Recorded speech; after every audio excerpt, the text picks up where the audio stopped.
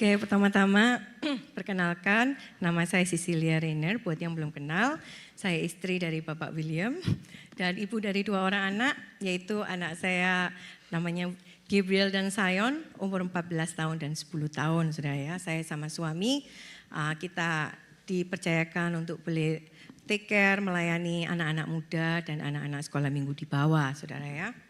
Dan untuk hari ini, saya mengucapkan terima kasih buat Pastor Yongki dan Ibu Yongki, memberikan kesempatan kita semua boleh sama-sama belajar firman Tuhan. Berapa banyak yang sudah siap untuk mau sama-sama belajar firman Tuhan, boleh lambaikan tangannya. Puji nama Tuhan.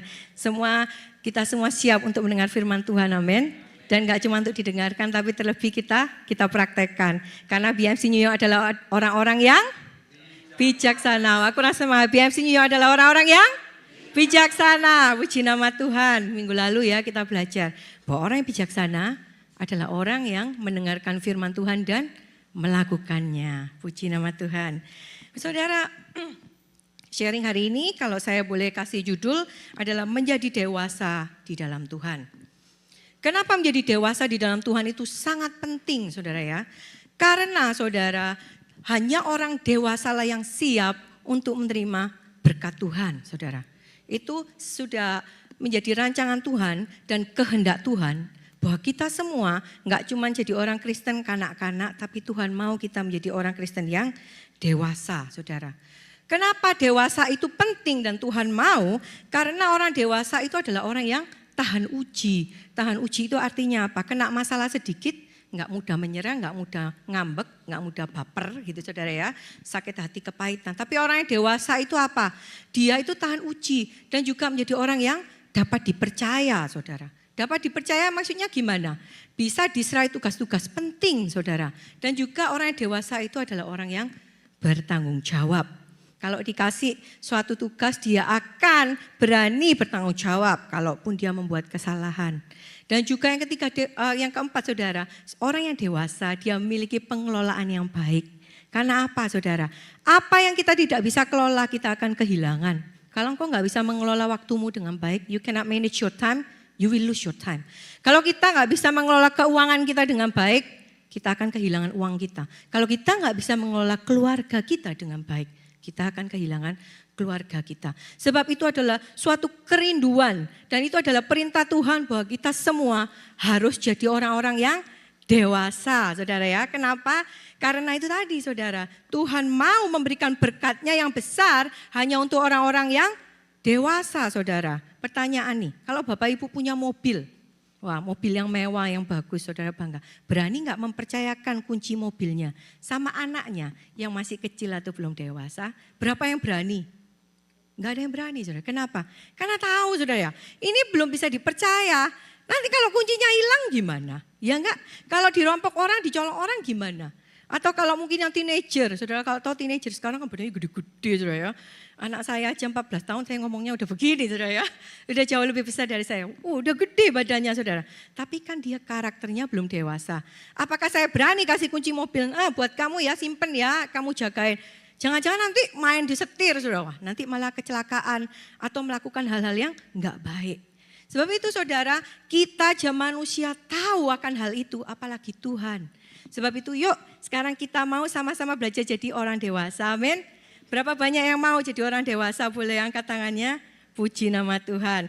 Karena BMC New York adalah orang-orang yang bijaksana. Puji nama Tuhan, haleluya. Sekarang saudara, kita pengen tahu dong. So how? Bagaimana sih caranya menjadi orang yang bijaksana? Oke, slide-nya boleh tunjukkan ya. Untuk kita bisa menjadi orang bijaksana yang paling penting, kita harus mengenali identitas diri kita dengan benar. Know your identity. Who are you? Siapa kamu? Kalau saudara tanya, saya tanya, siapa kamu? Tadi saya bilang, nama saya Cecilia, saya usia segini, saya istrinya ini. Apakah itu salah? Enggak, saudara. Tapi hakikat kita sebagai anak Tuhan itu lebih daripada sekedar itu, saudara. Sebab itu yuk kita mau belajar masuk lebih dalam lagi. Apa yang Tuhan katakan tentang siapa engkau, siapa saya. Next slide selanjutnya. Ini gambar sangat penting, saudara ya. Kita sebagai orang Kristen anak Tuhan, kita harus tahu bahwa kita manusia terdiri dari 3 bagian. Roh, jiwa, dan tubuh, saudara ya. Dan jiwa dibagi lagi menjadi 3 bagian, memiliki pikiran, perasaan, dan kehendak. Banyak orang menjalani hidupnya apa adanya, dia nggak ngerti saudara tentang identitasnya. Wow, ternyata saya itu nggak cuma sekedar seorang wanita yang sekarang katanya tengah bayam, menjalani hidup seperti ini. No, you are more than that. Kita semua lebih daripada itu saudara ya. Kita harus tahu kita ini makhluk roh. Makhluk roh yang memiliki jiwa. Berarti kita memiliki pikiran, perasaan, dan kehendak. Dan kita ini tinggal di dalam tubuh. Kalau kita mengerti akan hal ini saudara, kita nggak akan gampang terombang-ambingkan akan angin-angin pengajaran saudara. Banyak PhD, profesor, dokter-dokter, orang yang hebat ngomong, manusia itu adalah kera. Manusia itu adalah binatang, tapi yang intelijennya paling tinggi. Kalau saudara nggak punya basic kebenaran firman Tuhan, saudara kan, oh iya itu yang ngomong profesor orang pinter. Tapi kalau engkau tahu jati dirimu, no, engkau akan bisa dengan tegas berkata tidak. Kenapa? Binatang hanya memiliki jiwa dan tubuh. Tapi kita jauh lebih berharga daripada hanya sekedar binatang. Kenapa? Kita memiliki roh, jiwa, dan tubuh saudara ya. Jadi saudara kita semua ini adalah makhluk roh. Kita punya jiwa, kita punya pikiran, perasaan, kehendak. Dan kita ini tinggal di dalam tubuh, saudara ya. Dan lebih daripada itu orang kalau nanya, kalau firman Tuhan biasanya ngomong hati. Hati itu jagalah hatimu dengan segala kewaspadaan, karena dari situlah terpancar kehidupan. Lalu kalau yang minggu lalu saudara ingat William share, banyak gambar hati-hati saudara ya. Hati itu berbicara tentang pertemuan antara jiwa dan roh saudara. Itu yang Tuhan selalu mau ubahkan. Kenapa setiap kali kita mendengarkan firman kan selalu bilang, saudara selalu renungkan firman Tuhan, baca firman Tuhan, berdoa. Ketika engkau baca firman Tuhan, ketika engkau berdoa, engkau sudah memberi makan rohmu. Kita enggak cuma makan kue tiaw tiap hari, enggak cuma makan nasi putih supaya badannya sehat saudara. Tapi rohmu itu juga perlu dikasih makan. Why? Karena nanti tubuh kita ini sampai umur berapa saudara? Paling lama berapa? 100 tahun itu udah anugerah. Setelah itu kekekalan saudara. Yang mati kan tubuhnya, tapi seringkali kita cuma bingung mengurus tubuh kita dan kita menelantarkan roh dan jiwa kita, saudara. Sebab itu saudara firman Tuhan kita mau sama-sama baca di dalam 1 Tesalonika 5 ayat 23, saya bacakan ya. Semoga Allah damai sejahtera menguduskan kamu seluruhnya dan semoga roh, jiwa dan tubuhmu terpelihara sempurna dengan tak bercacat pada kedatangan Yesus Kristus Tuhan kita. Di sini dengan jelas dikatakan saudara ya bahwa kita ini manusia terdiri dari 3 bagian. Saudara saya kalau sama anak-anak Sunday School sama teens kita selalu mengajarkan. Kalian tahu ya sebagai manusia kita ada terdiri dari 3 bagian. Mereka sudah tahu saudara. Kita orang tuanya yang lebih dewasa jangan mau kalah. Kita juga tahu bahwa kita adalah makhluk roh yang memiliki jiwa. Yaitu berbicara tentang pikiran, perasaan, dan kehendak. Dan kita tinggal di dalam tubuh. Dan apa yang Tuhan kehendaki saudara, bahwa roh, jiwa, dan tubuh kita itu terpelihara dengan sempurna. Berarti pertanyaannya, yang paling penting itu mana? Roh, jiwa, apa tubuh? Yang jawab roh angkat tangan. Yang jawab jiwa angkat tangan. Yang jawab tubuh angkat tangan. Kalau yang bilang semua. Wah luar biasa saudara ya, semuanya saudara. 3-3-nya itu penting saudara ya. Sebab itu kita itu harus balance saudara. Jadi sekarang kalau yang masih bolong-bolong baca firman, dibaca tiap hari firmannya. Kasih makan rohnya supaya rohnya kuat saudara ya. Mari slide selanjutnya. Kita mau sama-sama yuk deklarasikan ini. Karena apa? Apa yang kita katakan itu adalah pernyataan iman kita saudara ya. Dalam hitungan ketiga kita katakan bersama 1, 2, 3. Saya adalah manusia roh yang memiliki jiwa, pikiran, perasaan, dan kehendak yang tinggal di dalam tubuh. Sekali lagi ya, 1, 2, 3. Saya adalah manusia roh yang memiliki jiwa, pikiran, perasaan, dan kehendak yang tinggal di dalam tubuh. Puji nama Tuhan. Jadi sekarang kita ngerti saudara ya. Kalau kita sekarang membaca firman Tuhan, oh firman Tuhan bilang bahwa Janganlah hidup menuruti daging, hidup menuruti roh. Biarlah roh Allah ada. Jadi kita lebih mengerti, oh jadi kalau yang dimaksudkan roh itu begitu, itu bagian kita yang terdalam, yang terpenting, yang kekal. Sekarang kita ngerti, saudara ya. Dan yang luar biasanya lagi, saudara berbicara tentang identitas kita. Tuhan gak cuma berbicara hakikat kita sebagai manusia, roh, jiwa, dan tubuh. Lebih lagi, Tuhan mengatakan apa? Bahwa kita itu diciptakan menurut gambar dan rupa Allah, saudara. Mari kita buka dalam Kejadian pasal 1 ayat 26 sampai 27. Dikatakan, berfirmanlah Allah. Ini Allah yang berfirman, saudara. Baiklah kita menjadikan manusia menurut gambar dan rupa kita. Maka Allah menciptakan manusia itu menurut gambarnya. Menurut gambar Allah diciptakannya dia, laki-laki dan perempuan diciptakannya mereka. Jadi saudara, engkau dan saya adalah orang yang diciptakan menurut gambar dan rupa Allah. Itu luar biasa apa enggak, saudara? Ini kita ngomong tentang Tuhan pencipta langit dan bumi loh. Engkau dan saya diciptakan menurut gambar dan rupanya, saudara. Wow, itu luar biasa sekali, saudara. Dan kalau sekarang, apalagi kalau saudara yang tinggal di New York, saudara ya, LGBTQ kan sangat kuat sekali tentang gender. Gendernya ada, nggak tahu ada berbagai macam. Tapi dari firman ini, kalau engkau berpegang pada kebenaran firman Tuhan, engkau diciptakan menurut gambar dan rupa Allah. Dan penciptamu bilang, hanya ada 2 gender, laki-laki dan perempuan. Itu aja kalau anaknya nanya, bilang cuma laki-laki dan perempuan. Kenapa? Karena Tuhan yang menciptakan kita bilang cuma 2 gender. Amin, saudara. Amin. Puji nama Tuhan. Oke, selanjutnya kita juga mau belajar lebih dalam lagi, saudara, di dalam kitab Yesaya 43 ayat 4, saudara. Enggak cuma engkau diciptakan menurut gambar dan rupa Allah, tapi Tuhan berkata, oleh karena engkau berharga di mataku dan mulia, dan aku ini mengasihi engkau, maka aku memberikan manusia sebagai gantimu dan bangsa-bangsa sebagai ganti nyawamu. Saudara, kau itu berharga di mata Tuhan. Kau itu sangat mulia di mata Tuhan. Kau itu sangat dihormati sama Tuhan. Enggak peduli latar belakangmu, enggak peduli apa yang kau lakukan, enggak peduli siapa engkau, apa yang kau miliki. Tuhan bilang, engkau berharga, engkau dikasihi, engkau dicintai. Itu luar biasa loh, saudara.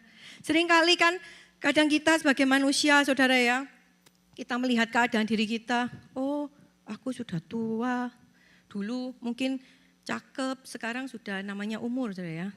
Kecantikan berkurang, kegantengan, kegagahan berkurang. Kalau dulu pikiran bisa berjalan dengan sangat cepat, sekarang kan agak-agak lambat gitu ya. Oh, ingat tapi 5 detik dulu, 1, 2, 3, baru ingat, oh itu tadi gitu, saudara ya. Itu manusiawi, saudara. Kita suka nggak suka, mau dan mau nggak mau, it's gonna happen kepada kita semua. Dan seringkali keadaan fisik kita, keadaan yang kita hadapi membuat kita itu seringkali mempertanyakan, aku ini enggak berharga, aku ini jelek, aku ini orang gagal. Padahal penciptamu sendiri bilang, no, kamu itu berharga, kamu itu mulia, kamu itu aku hormati. Yang menghormati engkau itu bukan, yang berkata aku menghormati engkau itu bahkan bukan presiden, saudara. Raja di atas segala raja itu Tuhan Yesus. Bilang, aku Tuhan loh ya, bukan saya. Tuhan menghormati engkau. Tuhan itu loh menganggap engkau berharga, menganggap engkau mulia. Mengapa engkau mengatakan yang buruk tentang dirimu? Mengapa engkau memikirkan yang buruk tentang dirimu? Saudara, sebab itu kita sudah belajar tentang identitas. Kita tahu, saudara ya, oh identitasku itu aku adalah manusia roh yang memiliki jiwa dan aku tinggal dalam tubuh. Dan lebih daripada itu aku tuh diciptakan sebagai makhluk yang paling berharga, yang paling mulia, yang paling dikasihi, segambar dan serupa Allah. Karena itu saudara, apapun yang menjadi tantangan dalam hidupmu, janganlah pernah kita menyerah, saudara ya. Mari kita mau baca lebih lagi dalam Mazmur 139 ayat 13 sampai 14. Dikatakan, Tuhan berkata, sebab engkaulah, ini Raja Daud saudara ya, berkata saudara tentang Tuhan. Sebab engkaulah yang membentuk buah pinggangku, menenun aku dalam kandungan ibuku. Aku bersyukur kepadamu, oleh karena kejadianku dahsyat dan ajaib. Ajaib apa yang kau buat dan jiwaku benar-benar menyadarinya. Saudara, ini Raja Daud berkata, Tuhan itu menciptakan kita itu dengan luar biasa loh. Kita tuh ditenun loh saudara, handmade. Saudara tahu kalau tas yang mahal-mahal, saudara, kenapa tas itu mahal? Karena handmade. Semua yang udah brandingnya handmade, itu mahal, saudara. Engkau jauh lebih mahal daripada cuma sekedar Hermes atau mobil apapun, merek Lamborghini apapun. Engkau itu di handmade sama Tuhan sendiri. You are one of a kind. Engkau itu biji matanya Tuhan. Seberapa besar kasihnya, dia sendiri mati loh buat kamu dan saya. Enggak cuma dia mati buat engkau dan saya, tapi dia hidup lagi untuk memberikan kita kemenangan, saudara. Itulah dahsyat dan ajaibnya Tuhan kita. Luar biasa enggak, saudara? Itu jati dirimu. That's your identity. That's my identity. Jangan biarkan apa kata orang, saudara. Apapun yang mereka katakan, kamu jelek. So what gitu loh. Tuhan yang buat aku, ngomong aku keren kok, aku berharga. Gitu dong saudara, iya gak? Jangan dikit-dikit baper, kamu pendek. So what gitu loh, biar pendek, I'm one of a kind. Loh gitu dong saudara, kenapa? Karena Tuhan bilang kamu berharga. That's it. Udah saudara, puji nama. Sama saudara ya, kalau orang bilang, kamu hebat, kaya, sukses, pinter, luar biasa, duitnya banyak. Sama saudara, kita tahu identitas kita, gak sombong. Tapi kita tahu, ya itu semua karena anugerah Tuhan. Karena kebaikan Tuhan. Itu karena saya punya istri di rumah yang selalu mendoakan saya. Kalau itu para suami. Saya punya anak-anak yang mengasihi saya. Kalau para istri, saya punya suami yang mendukung saya. Itu yang Tuhan mau. Kalau anak-anak juga bilang, saya punya orang tua yang hebat. Orang tua yang mendoakan saya, mendukung saya. Jadi apapun yang kau hadapi, kau diangkat, kau akan tetap kuat. Kau dewasa, engkau dijatuhkan oleh orang, engkau akan tetap kuat dan engkau enggak hancur. Kenapa? Karena engkau tahu identitasmu, saudara. Dan Tuhan itu luar biasa, saudara ya. Enggak cuma itu, saudara. Lebih daripada itu, saudara. Kita itu enggak cuma dijadikan sebagai ciptaan yang paling mulia. Tuhan itu mengangkat status kita, saudara. Kita itu statusnya diangkat menjadi anak-anak Allah, saudara. Keren apa keren saudara? Sekarang pandang kiri kanannya ya bilang, kamu anak Allah. Kamu anak Allah. Berarti apa saudara? Tuhan kita itu raja di atas segala raja, amin. Yang punya kerajaan surga. Kalau gitu saudara dan saya adalah pangeran-pangeran dan putri-putri kerajaan. Jadi kalau engkau tahu identitasmu jangan, saya ini orang bukan siapa-siapa. Saya ini orang enggak ada apa-apa. No, kau bilang, saya putri kerajaan surga. Nama saya, seperti itu saudara ya, nama saya ini. Tapi bukan membuat kita menjadi sombong saudara. Tapi membuat kita itu tahu, wow betapa baiknya, betapa luar biasanya kasih Tuhan itu dalam hidup saya. Amin saudara. Amin. Puji nama Tuhan. Sebelum saya lanjut, kita mau sama-sama mendeklarasikan saudara ya. Boleh balik satu slide. Boleh balik satu slide yang bilang saya adalah ciptaan Tuhan. Oke, sama-sama yuk BMC New York kita mau sama-sama deklarasi, oke? Dalam hitungan ketiga. 1, 2, 3. Saya adalah ciptaan Tuhan yang segambar dan serupa dengan Tuhan, sempurna, paling berharga, paling mulia, paling dicintai oleh Tuhan. Saudara, jangan lupa itu. Itu bukan kitabnya Sisilia 101, itu firman Tuhan. Itu Tuhan yang bilang. Kalau engkau lagi down, engkau mungkin dulu bersama dengan teman-temanmu satu level, tiba-tiba, temanku sekarang kok sudah begini, yang ini kok sudah begitu, wah semua sudah naik tinggi, kok saya masih begini-begini. Jangan merasa rendah diri saudara. Ingat, Tuhan itu punya rancangan dahsyat. Saya ini loh ya anaknya, saya ini loh juga kesayangannya, biji matanya. Tuhan pasti, kalau Tuhan angkat dia, Tuhan pasti angkat saya. Kalau Tuhan berkati dia, Tuhan pasti memberkati saya. Sehingga kalau kita selalu menjaga hati kita, saudara, seperti itu, kita itu gak akan jadi miliki hati yang jadi gimana, jealous gitu, saudara. Karena apa? Kalau hati kita jadi jealous, nah nanti kita tuh prosesnya lebih lama lagi, saudara. Mestinya sudah mau diangkat di sini, karena yang tadi, wah jadi molor lagi, saudara ya. Jadi mari kita sekarang mengerti identitas, membuat kita itu hidup kita tuh lebih semangat. Aku itu loh anak Tuhan, raja dan prince and princess ya, pangeran putri kerajaan Allah. Berarti apa? Cara kita bersikap, cara kita berlaku yang benar dong. Masa putri kerajaan Allah kalau ngomong kebun binatangnya keluar semua? Ya nggak mungkin lah saudara ya. Bagaimana engkau bersikap? Apakah kalau engkau orang yang terhormat akan bersikap berpakaian yang tidak senonoh, yang tidak sesuai? Nggak mungkin dong saudara ya. Sehingga kalau engkau tahu identitasmu, caramu bersikap, caramu berbicara, caramu memperlakukan orang lain itu akan berbeda, saudara. Kalau engkau tahu, oh wow, bahwa setiap manusia itu berharga di mata Tuhan. Ketika engkau melihat orang yang jauh lebih rendah daripada engkau. Ketika engkau melihat orang yang gak bisa melakukan apa-apa buat engkau. Mungkin ngerepotin engkau terus. Gak tahu orang tuamu atau kakek nenek atau siapapun. Kau akan tetap memandang, dia biji mata Tuhan. Maka aku, karena aku menghormati Tuhan. Karena aku mengasihi Tuhan, aku akan menghormati dia. Karena apa Tuhan bilang, barang siapa menghina ciptaan Tuhan itu menghina penciptanya, saudara. Jangan sampai kita nanti jadi musuhnya Tuhan, saudara ya. Puji nama Tuhan. Saudara tadi, saudara ya, kalau kita sudah diberikan identitas yang luar biasa bahwa kita ini biji mata Tuhan, bahwa kita itu mulia berharga. Bahkan kita ini diangkat jadi anak-anak Tuhan. Enggak cukup di situ Tuhan, kata Tuhan, saudara. Lebih lagi, saudara. Tuhan mau apa? Kasih kita jabatan, saudara. Bahwa jabatan yang Tuhan berikan pada kita, engkau dan saya. Kita itu adalah rumah Roh Kudus, saudara. Wow, luar biasa loh, saudara. Kita memiliki jabatan mulia sebagai bait Roh Kudus. Engkau dan saya bukan orang biasa-biasa. Engkau dan saya, kita itu bait Roh Allah, saudara. Apa maksudnya bait Roh Allah, saudara? Mari kita baca dalam 1 Korintus 6 ayat 19-20. Atau tidak tahukah kamu bahwa tubuhmu adalah bait Roh Kudus yang diam di dalam kamu? Roh Kudus yang kamu peroleh dari Allah dan bahwa kamu bukan milik kamu sendiri sebab kamu telah dibeli dan harganya telah lunas dibayar. Karena itu muliakan Allah dengan tubuhmu. Jadi saudara, kita ini adalah bait Roh Allah. Artinya apa? Kemanapun kau melangkah, Roh Allah ikut. Kemanapun kau pergi, Roh Allah ada di dalammu, saudara. Berarti kalau dibilang Roh Kudus, perbuatanmu harus kudus, perkataanmu harus kudus, pikiran kita harus kudus, apa yang kita tonton harus kudus. Kenapa? Karena kita bait Roh Kudus, saudara ya. Tapi juga kalau saudara pikir, kok gak enak semuanya harus kudus. Loh, tapi kalau saudara pikirkan, do you know Holy Spirit is the source of power.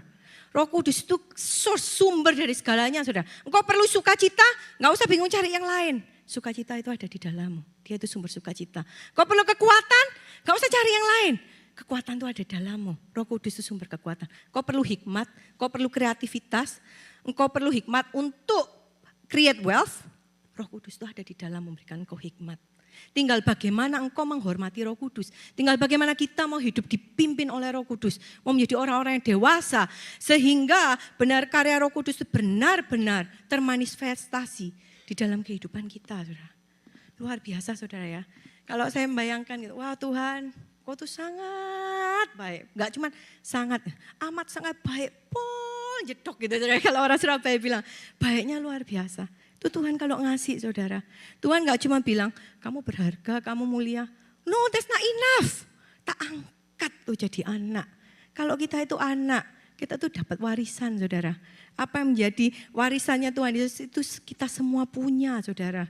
Berkat-berkatnya. Dan gak cuma itu, saudara, Tuhan memberikan Roh Kudusnya tinggal di dalam kita. Sehingga apapun yang menjadi masalahmu, itu bukan lagi alasan untuk engkau berkata, I'm lonely, aku kesepian, gak ada yang ngertiin aku. No, ada Roh Kudus bersama engkau. Dia menghiburkan engkau, dia memberikan engkau kekuatan. Dia juga memberikan apapun yang kau perlukan. Sebab itu saudara, mari kita mau belajar yuk. Jadi pribadi-pribadi yang dewasa. Enggak baperan, saudara ya. Enggak gampang jatuh bangun, saudara ya. Tapi lebih daripada itu, saudara ya. Kita mau menjadi lebih daripada pemenang. Puji nama Tuhan. Kalau yang pertama tadi bagaimana kita bisa menjadi orang yang dewasa, yaitu dengan mengetahui identitas kita dengan benar. Yang kedua adalah mengetahui tugas atau panggilan setiap kita, saudara ya. Dan melakukannya. Kalau cuma tahu nggak dilakuin ya buat apa, saudara ya. Tahu jangan merokok nggak baik. Oh iya tahu, tapi tetap aja ngerokok. So what's the point gitu, saudara ya. So what is your purpose? Apa panggilan hidup kita? Sekarang saudara ya, pertama sebagai suami atau sebagai ayah. Ini tugas yang Tuhan mau kita kerjakan. Ini bukan optional. Kalau mau kerjain, kalau enggak Tuhan bilang you have to be like this. Kalau engkau sudah mengambil peran menikahi seseorang, berarti engkau itu mengambil langkah. Next step menjadi suami dan engkau nantinya misalnya punya anak menjadi bapak, maka engkau mau harus menjadi seorang imam, nabi dan raja bagi keluargamu. Ini adalah yang Tuhan mau, saudara. Apa artinya menjadi imam? Imam adalah pemimpin rohani keluarga. membawa keluarga dekat kepada Tuhan. Jadi tugas itu membawa anak-anak, istri berdoa setiap hari, menyembah Tuhan setiap hari, ngajak anak-anak ke gereja. Itu tugasnya siapa? Bapak-bapak, saudara ya. Bukan tugasnya ibu. Itu penting, saudara. Bapak, itu tugasmu sebagai imam. Imam itu apa? Membawa jemaat kepada Tuhan. Membawa keluargamu, jemaatmu yang pertama itu ya istri dan anak-anakmu. Bawa kepada Tuhan. Dan juga engkau harus menjadi teladan dalam imanmu. Karena apa? Anak-anak melihat melalui perbuatan kita. Bukan perkataan kita, ya, seperti yang Pastor Yongki selalu katakan. Dan yang kedua, menjadi seorang nabi. Apa nabi itu maksudnya? Nabi itu yang membawa suara Tuhan kepada keluarga. Nabi itu kan biasanya mendengarkan apa yang Tuhan katakan, pewahyuan Tuhan dan menyampaikan kepada jemaat. Engkau mencari hadirat Tuhan. Karena itu bapak-bapak harusnya yang lebih rohani. Bapak-bapak itu yang harus lebih banyak waktunya menyembah Tuhan, cari hadirat Tuhan. Tanya Tuhan, Tuhan apa yang kau mau buat keluarga saya? Apa yang kau mau buat saya? Itu tugas Anda, bapak-bapak. Itu kehormatan loh. Wah, bapaknya tampaknya tegang semua. Oke, bapak-bapak BFC New adalah orang-orang yang bijaksana. Oke, puji nama Tuhan. Tenang sudah, nanti ada ibunya ya. Sorry. Oke, jadi saudara, Bapak sebagai nabi, engkau adalah pembawa suara Tuhan bagi keluargamu. Engkau yang menuntun arah kehidupan, menunjukkan visi, tujuan, nasihat-nasihat kepada anak dan istri seturut firman Tuhan, saudara. Itu adalah tugas Bapak. Dan yang ketiga, seorang Bapak itu menjadi raja, saudara. Raja apa artinya raja? Raja itu pemimpin, saudara. Mau nggak mau dalam keluarga seorang pemimpin itu harus Bapak, saudara, bukan ibu. Jadi kalau di sini, kalau bapak-bapaknya belum jadi pemimpin, ayo bertobat sama-sama. Engkau harus ambil tongkat itu, engkau yang menjadi pemimpin. Bukan istri, saudara ya. Karena kenapa? Itu firman Tuhan. Tuhannya nyiptain saudara, kasih tugasnya begitu gitu ya. Jangan komplain sama saya cuma menyampaikan, saudara ya. Oke, jadi saudara sebagai raja, engkau memimpin dalam keluargamu, engkau tuh melindungi keluargamu. Engkau juga yang mencukupi kebutuhan keluargamu. Engkau yang harus mencukupi. Itu bukan tugas istri, saudara. Kalau engkau berani mengawini seorang wanita dan engkau berani menghamili dia, kan begitu saudara ya, punya anak. Engkau harus provide. Itu sudah tanggung jawab Anda sebagai suami. Jangan nilai kalau di Amerika kan 50-50 keuangan terpisah seperti ini. Itu Amerika, saudara. Tapi kita itu kerajaan surga, saudara ya. Kalau saudara anak-anak Tuhan, prinsip kerajaan surga, saudara, enggak ada keuangan terpisah. Semuanya itu jadi satu, saudara. Dan juga seorang raja itu berbicara apa? Mengasihi istri dan anak-anaknya. Bahkan dikatakan apa, saudara? Teladan Yesus. Dia mengasihi jemaat, saudara. Kan dikatakan bahwa seorang suami mengasihi istri itu seperti Kristus mengasihi jemaat. Bagaimana Kristus mengasihi jemaat? Bahkan mati di kayu salib. Jadi bapak-bapak siap mati di sana. Enggak, saudara ya. Tapi artinya engkau mengasihi sampai sedemikian rupa, saudara. Itu adalah tanggung jawab bapak-bapak. Tapi percayalah bapak-bapak ya, kalau engkau melakukan, bukannya hidupmu itu makin turun atau engkau menderita. Justru ketika engkau melakukan hal itu, janji berkat firman Tuhan itu akan mengalir di dalam kehidupanmu, saudara. Percayalah, saudara. Dan mungkin saudara nanya, emangnya ada yang bisa kayak gitu? Jadi imam, nabi, raja. Mana paling ya Pak Yongki tok di sini gitu. Saya di sini saudara ya. Saya berkata ada, saudara. Siapa? Kalau saya lihat itu suami saya, saudara, ya, William. Suami saya bukan orang yang sempurna, tapi saya tahu suami saya adalah orang yang mau terus berproses, mau berusaha menjadi seorang imam, nabi dan raja di dalam keluarga. Dia orang yang mengasihi Tuhan dan dia mengasihi saya. Dia enggak pernah kasar sama saya. Dia setia, saudara. Dan dia juga yang setiap hari ngajak kita doa bersama, menyembah bersama dan baca firman. Dan dia juga yang banyak memberikan visi-visi untuk keluarga kami, saudara ya. Sebab itu saudara nggak perlu bingung, aduh gimana, one step at a time, saudara. Ambil aja langkah, saudara. Satu langkah bapak-bapak. Kalau dulu nggak pernah ngajak anak-anak berdoa bersama, sekarang yuk mulai, ayo berdoa bersama. Tapi kuncinya itu setiap hari, saudara. Kalau sekali itu saudara ya, gampang. Tapi ini yang kita harus kerjakan itu kuncinya adalah konsistensi setiap hari, saudara. Kita harus melakukannya terus menerus, saudara ya. Dan juga saudara kalau berbicara tentang keluarga kami kan kita bekerja di sosial media gitu saudara ya, di YouTube, di TikTok, dan di Instagram. Nah kalau tahu Rainer's Family itu sosial media kami dan itu semua ada karena suami saya saudara. Dia yang punya visi itu bukan hal yang mudah dan dia mengerjakan itu bertahun-tahun saudara. Dia nggak pernah menyerah saudara. Dan kami benar-benar melihat buah saudara ya dari ketekunan dan apa yang dia kerjakan. Kalau dulu pegawainya 2 saudara, suami saya dan saya. Sekarang puji nama Tuhan diberkati pegawainya 4 saudara. Saya, suami dan kedua anak saya saudara ya. Puji nama Tuhan. Loh luar biasa saudara, kenapa? Kita menurunkan, ya kan kita menurunkan satu hal yang baik. Karena apa saudara? Kalau saya ini loh ya, saya ini kan belajar gitu ngedit video gitu. 1 jam, aduh susah belum. Aduh ini apa appnya begini-begini. 1 jam mungkin jadi 1. Tapi kalau anak saya ngerjakan sudah 1 jam paling enggak 6 video. Sampai saya bilang, loh baruan, loh sudah selesai. Sudah, loh itu luar biasanya loh saudara. Anak-anak muda, jangan dipandang rendah. Anak-anak muda itu potensinya itu luar biasa saudara. Sebab itu bapak-bapak, kalau engkau tahu akan hari ini engkau masukkan visi dalam kehidupan anak-anakmu. Anak-anakmu itu kan dibilang seperti anak panah saudara. Ya. Anak panah engkau itu tarik ke atas tinggi saudara. Anak-anakmu itu akan melejit ke atas luar biasa saudara. Itu yang Tuhan mau dalam kehidupan kita saudara. Kalau pernah perenungan saya gitu saudara, saya mendengar tentang anak panah, tentang anak-anak gitu. Lalu tiba-tiba Tuhan itu ngomong gitu, kamu tahu gak sih kenapa sekarang ini di Amerika dibesar-besarkan tentang aborsi kan, pro-choice gitu ya, kalau woman, my body gitu kan, feminisme kan. Mereka sangat, aborsi itu berarti tubuhku, kalau anak di dalam perut belum dilahirkan itu berarti bukan makhluk hidup. Kenapa? Itu semua tipu muslihat iblis. Saudara, anak panah berbicara tentang alat perang, saudara. Tahukah engkau anak-anak muda, engkau itu anak panah yang siap diluncurkan oleh Tuhan. Alat perang untuk apa? Untuk melawan tipu muslihat iblis dan menyelamatkan jiwa-jiwa. Caranya bagaimana iblis menghancurkan? Ya hancurin aja. Kalau aborsi dibunuh semua kan habis saudara. Mana ada alat perangnya saudara.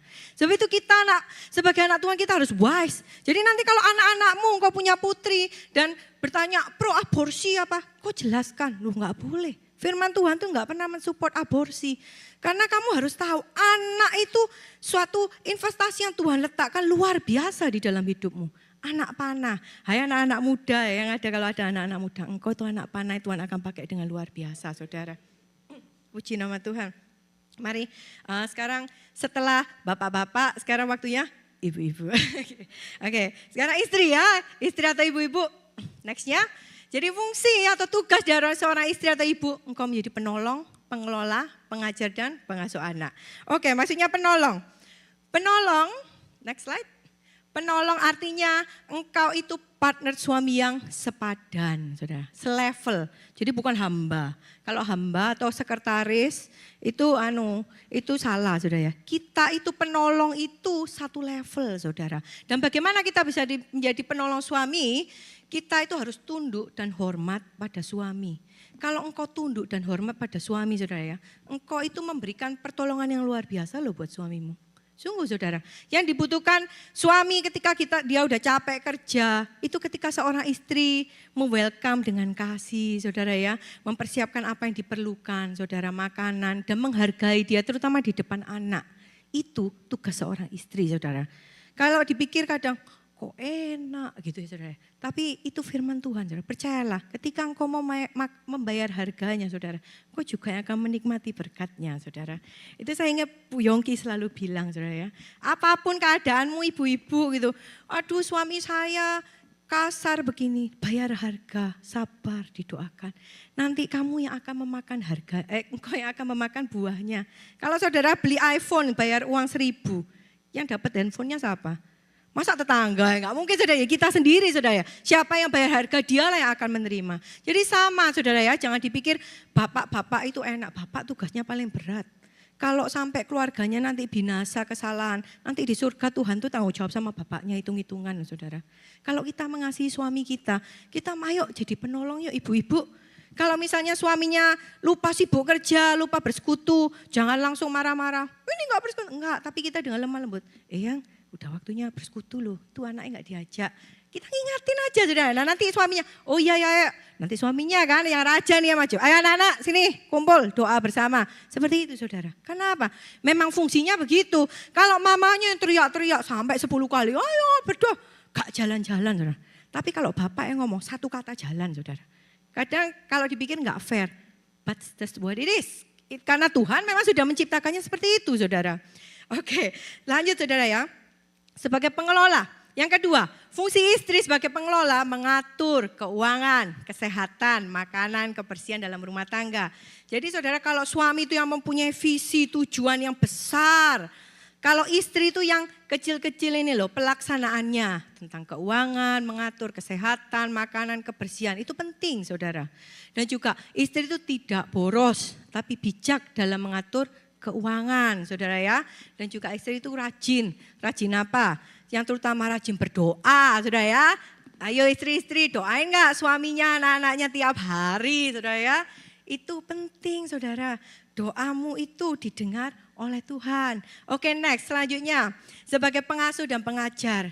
Pengasuh pengajar, engkau menanamkan iman di hati anak-anakmu. Engkau menjadi teladan. Teladan dengan apa? Tunduk dan patuh, menghormati Tuhan dan suamimu. Saudara kalau engkau berkata bahwa engkau orang yang menghormati Tuhan, tapi engkau tidak menghormati suamimu, berarti engkau seorang pembohong. Karena Tuhan sendiri bilang, kalau engkau dengan manusia yang bisa engkau lihat, engkau gak bisa melakukannya. Bagaimana mungkin engkau berkata, engkau mengasihi atau menghormati Tuhan yang engkau gak bisa lihat saudara ya. Apa gampang? Enggak gampang. Tapi bisa saudara. Karena apa tadi? Kita ini adalah bait Roh Kudus. Ada Roh Allah yang kuat di dalam kita memampukan kita untuk bisa melakukannya saudara ya. Dan juga kita sebagai pengajar pengasuh itu mengasihi anak-anak dengan kasih. Oke saudara. Next. Sekarang kita langsung ke anak-anak muda yang belum married. Misalnya kan dibilang, oh saya anak muda, belum menikah, single. Apa tugas dan panggilan saudara, tanggung jawab saudara? Ini paling penting saudara, menghormati orang tua. Kau harus hidup kudus dan benar. Dan menjadi teladan saudara ya. Menghormati orang tua. Menghormati orang tua itu apa maksudnya menghormati orang tua? Menghormati orang tua itu artinya taat kepada orang tua saudara ya. Engkau itu next slide-nya ya. Oke, engkau menghormati orang tua, engkau itu taat kepada orang tuamu. Engkau menghargai, engkau tidak merendahkan orang tuamu. Walaupun mungkin orang tuamu jauh lebih miskin, jauh lebih enggak pinter. Bahkan mungkin orang tuamu itu bukan orang tua yang baik. Tuhan enggak pernah bilang kau harus menghormati orang tuamu yang dalam Tuhan atau yang Kristen atau enggak saudara. Hormati orang tuamu. Ayo sekarang sedikit kuis. Dalam 10 perintah Allah, ada perintah Tuhan yang bilang hormatilah orang tuamu. Itu perintah yang nomor berapa? Ayo. Wah, puji nama Tuhan. BMCN, wah ini orang-orang yang luar biasa ya. Itu perintah yang kelima. Haleluya. Saudara, dalam 10 perintah Allah yang datang dengan janji, itu cuma satu loh, yang kelima. Hormatilah ayahmu dan ibumu, maka engkau itu akan umur panjang. Kau diberikan umur panjang dan kebahagiaan. Siapa yang gak mau umur panjang? Siapa yang gak mau umur panjang dan bahagia? Kuncinya gampang, hormati orang tuamu saudara ya. Menghargai, gak merendahkan dan bersikap, gak berkata-kata dengan kurang ajar. Berkata-kata dengan baik, sopan kepada orang tua. Itu penting sekali saudara, terutama buat saudara yang punya anak-anak kecil. Di New York ini, aduh sangat menyedihkan sekali saudara ya, anak-anak itu enggak punya respect gitu. Kita ini loh orang tua yang harus terus mengajar anak-anak kita. Kalau bukan kita saudara, siapa lagi saudara? Kalau kita enggak ngajar anak kita, maka dunia yang akan mengajar mereka saudara. Seperti tadi yang saya bilang, kalau engkau enggak bisa kelola, engkau enggak bisa mengelola, memanage anakmu dengan baik, engkau akan kehilangan anakmu saudara. Oke, next selanjutnya saudara, anak-anak muda engkau juga harus hidup kudus dan benar. Hidup kudus dan benar apa? Plain saudara ya, tidak melakukan seks bebas, no sex before marriage, tidak menonton film, gambar, anime apapun semua yang porno saudara ya, yang tidak sesenonoh. Menghormati Tuhan dan engkau menghormati orang lain dan kau taat melakukan perintah Tuhan. Dan selanjutnya anak muda kau dituntut untuk apa? Menjadi teladan. Nah, ini dalam 1 Timotius 4 ayat 12 dikatakan, jangan seorang pun menganggap engkau rendah karena engkau muda. Jadilah teladan bagi orang-orang percaya dalam perkataanmu, dalam tingkah lakumu, dalam kasihmu, dalam kesetiaanmu, dan dalam kesucianmu. Jadi anak-anak muda, engkau dipersiapkan oleh Tuhan, dipersiapkan apa? Untuk menjadi anak-anak panah tadi, jadi berkat saudara ya. Engkau itu akan diangkat Tuhan. Seberapa engkau akan diangkat Tuhan itu dilihat dari seberapa dewasanya engkau tadi. Saudara. Balik lagi, how strong, seberapa kuat karaktermu. Kalau Tuhan untuk memberkati engkau, mengangkat engkau luar biasa, segampang ini saudara. Tetapi seringkali kenapa belum? Karena Tuhan tahu, kalau aku kasih berkat dan engkau enggak siap, hancur nanti. Tuhan itu lebih baik engkau menderita tapi engkau masuk surga, jiwamu dan rohmu diselamatkan. Itu yang Tuhan lihat saudara. Sebab itu yuk kita mau sama-sama bangun roh dan jiwa kita lebih lagi sungguh-sungguh sama Tuhan saudara ya. Melakukan tugas-tugas kita dengan baik. Ini ada satu foto saudara ya, saya mau share. Nah ini saudara, ini anak ini namanya adalah Abraham Aguilar saudara. Abraham Aguilar ini seorang anak SMA, high schooler gitu saudara ya. Dia itu cita-citanya kepengen jadi pemain sepak bola. Tapi terus kakinya luka, cedera nggak bisa jadi pemain sepak bola. Karena dia nggak bisa, maka dia sakit hati, kecewa gitu saudara ya. Lalu dia menggunakan marijuana. Tapi suatu saat peran mamanya saya, mamanya bilang, kamu kalau mau tinggal di rumahku, you go to church, kalau enggak keluar. Karena mamanya tegas, lu tinggal di rumah gua, you follow my rule man, jangan seenaknya. Ya kan, mamanya tahu bahwa yang lebih penting itu menyelamatkan roh dan jiwanya.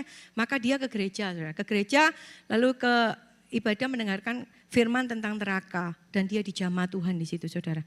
Dan lihat saudara, seorang anak muda teenager yang kelihatannya dulunya bukan siapa-siapa dipakai Tuhan. Karena dia menyerahkan hidupnya buat Tuhan. Dia membawa 895 teman-teman sekolahnya bertobat dan terima Yesus. Kasih tepuk tangan luar biasa saudara ya buat Tuhan kita. Itu loh senjatanya Tuhan. Itu loh saudara, anak-anakmu pandanglah visi yang besar. Kalau cuman kau mandang, anakku nanti sukses jadi ini, jadi orang terkaya nomor 1 ini. Seberapa lama sih saudara? Berapa lama? Kalau kita mau menikmati, memang saudara kalau duitnya banyak, bisa naik mobil berapa? Paling juga 1 kan. Walaupun mobilnya ada 50, paling sehari 1 gitu saudara. Nggak mungkin kan saudara bisa ada di 50 tempat, naik di 50 mobil atau rumahnya ada banyak. Tapi kalau engkau memandang yang jauh lebih penting yaitu apa? Kekekalan. Tapi saudara bukan berarti terus, berarti pokoknya Tuhan tuh gak usah belajar. Ya enggak loh saudara. Tuhan kan mau kita juga menjadi shine like a star, menjadi berkat. Karena tadi kan dibilang, jiwa, roh dan tubuh kita itu sempurna saudara. Kalau saudara ingat minggu lalu ya, share-nya William kan bilang, if you want to attract someone extraordinary, you have to be extraordinary. Bagaimana saudara bisa mengkhotbahi, menyelamatkan orang-orang hebat kalau engkau sendiri enggak jadi orang hebat? Ya enggak mungkin saudara. Mau ketemu aja sama lifeguardnya sudah giniin dulu saudara ya. Enggak bisa saudara. Artinya apa? Jadikan dirimu tuh excellent. Fokuslah pada hal-hal yang luar biasa, hal-hal tentang Tuhan. Perkaya imanmu, perkaya hidupmu. Jangan lagi baper-baper tuh, aduh aku ini begini, aku ini dijahati begini, nasibku kok begini. Itu sudah lalu saudara. Sekarang kita itu orang-orang yang ajaib, orang-orang yang dahsyat luar biasa saudara. Karena apa? Engkau sudah tahu siapa jati dirimu.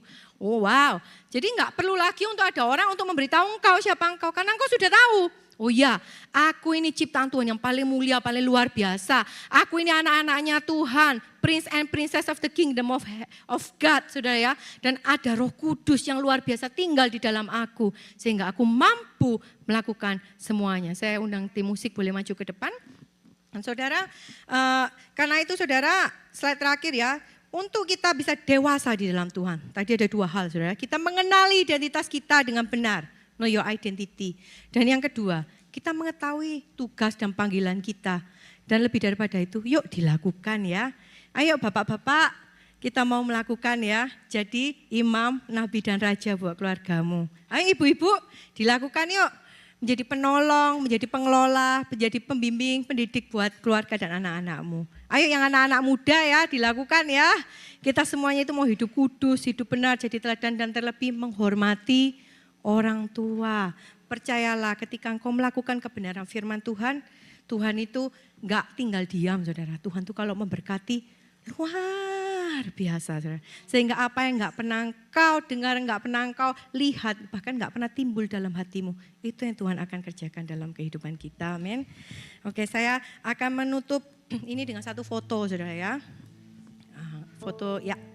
Nah ini kalau saudara yang tahu, ini namanya Mr. Nick Vujicic, saudara. Bapak Nick Vujicic. Dia lahir dengan keadaan cacat seperti itu, saudara. Nggak punya tangan, nggak punya kaki, saudara.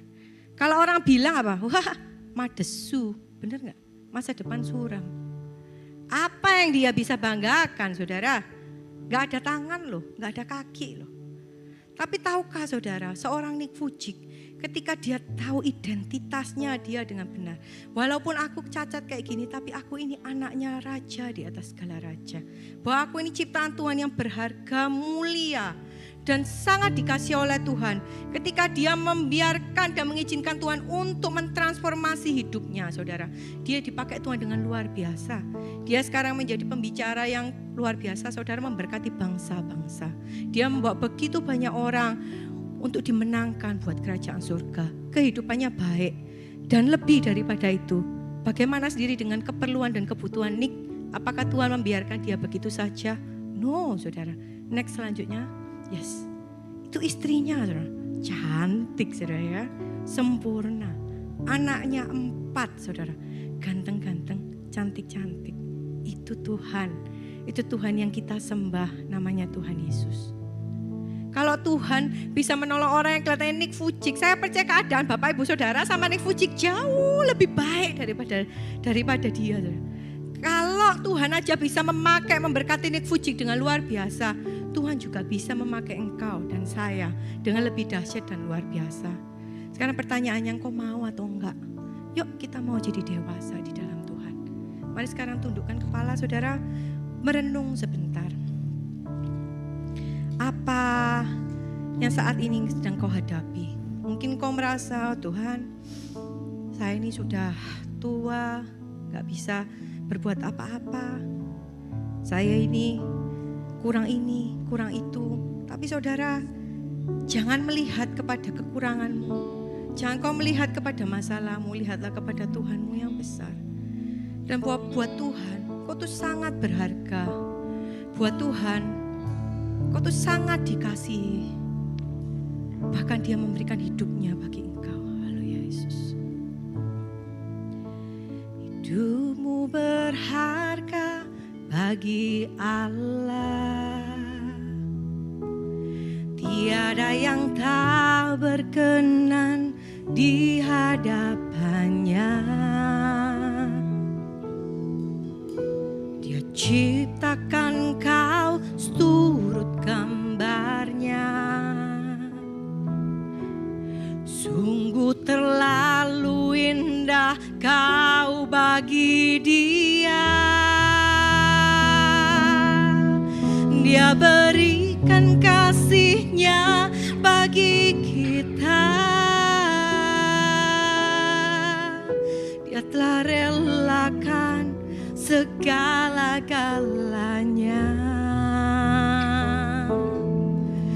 Dia disalib tuh tebus dosa kita. Karena hidupmu sangatlah berharga.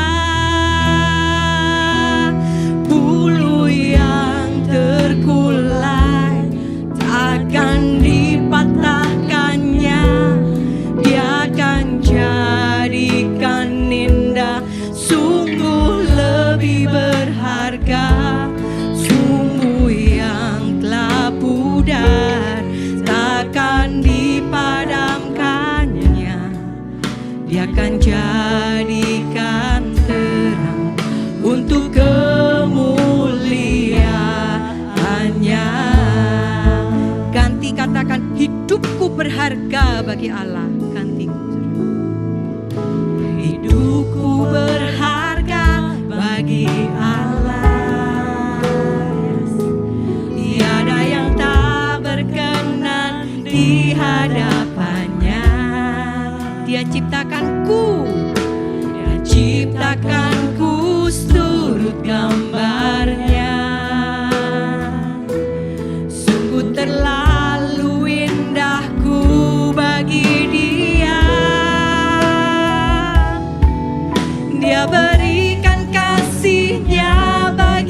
kita. Dia telah relakan segala-galanya. Dia disalib tuh tebus dosa kita. Karena hidupku sangatlah berharga. Mari bangkit berdiri katakan, bulu yang terkulai takkan dipatahkannya. Dia akan jadikan indah, sungguh lebih berharga. Sungguh yang telah pudar takkan dipadamkannya. Dia akan jadikan terang untuk kemuliaannya.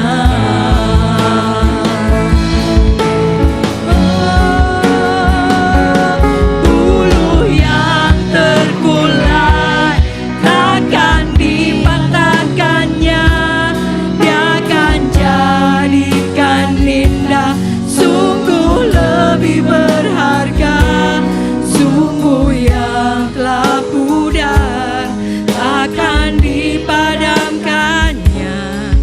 Dia akan jadikan terang untuk kemuliaannya. Bulu yang terkulai takkan dipatahkannya.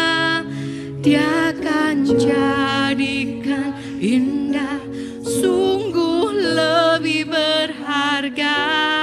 Sungguh yang telah pudar takkan dipadamkannya.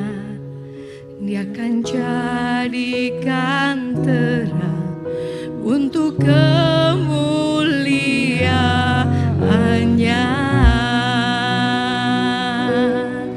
Dia akan jadikan terang untuk kemuliaannya.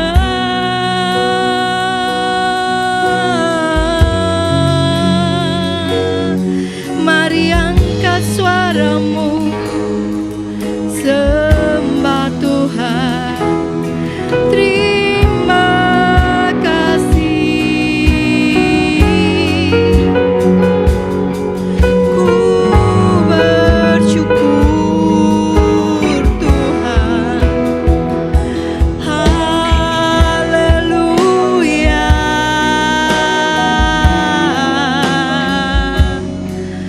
Oh, how I thank you, Lord. This is the best moment of your life. Only you and Jesus. Cry out to Him. Ini waktunya Tuhan mau berperkara dengan hidupmu. Tuhan mau mengubah hidupmu. Datang sama Tuhan. Come on, DMC New York. Cry out to Him. Oh, Jesus, I need you, Lord. I need you. I need you, Lord.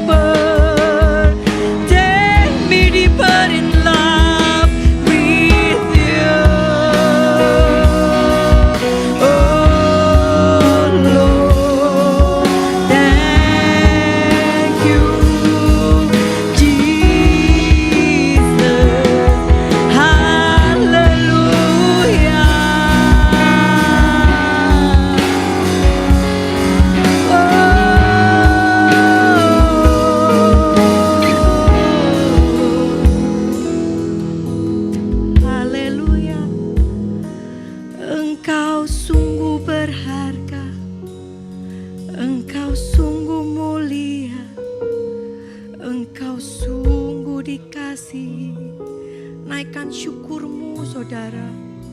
Say thank you Jesus. Aku yang gak layak dilayakkan. I'm nothing, but you make me into something great. Thank you Jesus.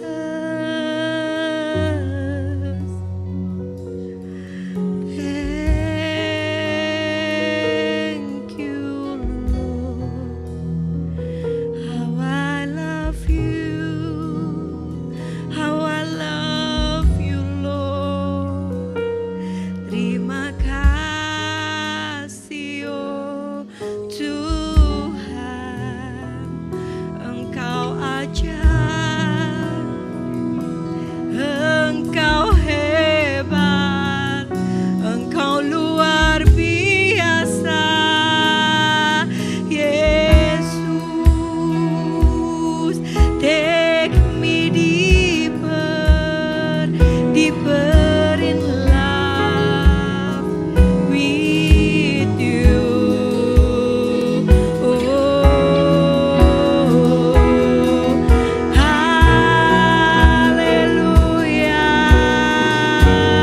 Hallelujah. Sing hallelujah.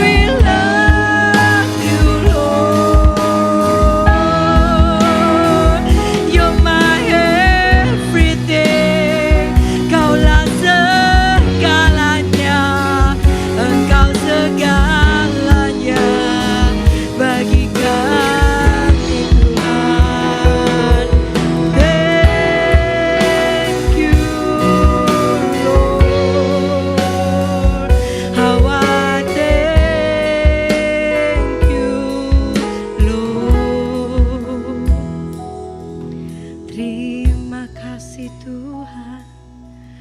Thank you Jesus. Haleluya. Oh, ku yakin Kau hadir di sini. Ku rasakan kuasa yang tak terbatas. Ku yakin Kau nyata di sini. Kemenangan terjadi di sini.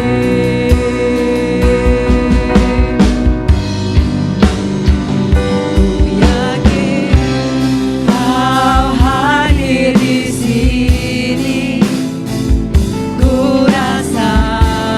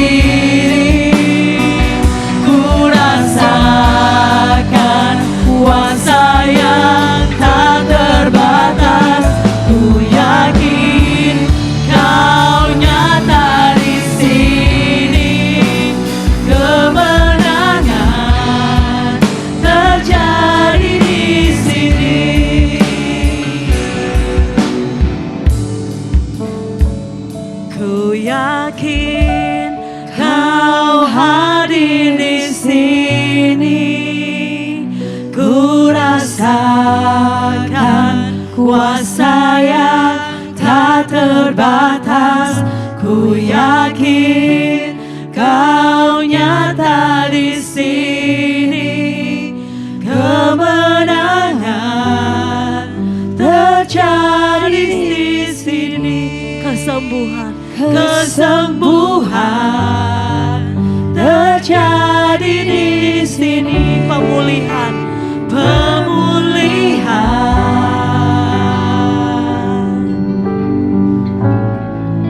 terjadi di sini. Berikan pemulihan buat Allah kita. Terima kasih Tuhan, firman-Mu ya dan amin. Saat ini kami tahu Bapa, kami datang saat ini bukan karena kebetulan, tapi Engkau yang mengingatkan kami untuk lebih lagi dewasa Bapa. Allah Roh Kudus materaikan dalam loh hati kami Bapa. Ingatkan kami terus Tuhan, bahwa kami lebih lagi dalam hadirat-Mu. Ajar kami untuk mengerti isi hati-Mu dan membantu kami untuk melebihi lagi hidup dalam kasih-Mu yang ajaib Tuhan. Menjadi dewasa di dalam Engkau Bapa. Kau tambah-tambahkan Tuhan hikmat marifat yang lebih lagi pada hamba-Mu Tuhan, Cecilia Rainer Tuhan. Isi hati-Mu Tuhan, urapi dia, pakai dia dimanapun dia berada Bapa. Biarlah kerajaan-Mu terus diteguhkan di dalam dimanapun dia berada Bapa. Terima kasih Tuhan Yesus, Engkau terus bekerja di antara kami. Kami siap menjadi pelaku firman. Jemaat Tuhan yang mau menjadi dewasa katakan amin.